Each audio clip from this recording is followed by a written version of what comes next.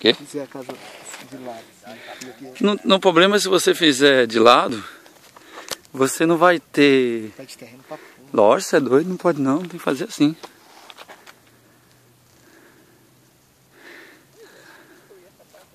É, achei essa escada aqui. Escada 19 a 23. Quebrado, né? Você não sai em casa, tá quebrado. Fala aí, Fabinho, as futuras instalações da nossa família. Quando essa casa estiver pronta, nós vamos fazer uma foto. Vou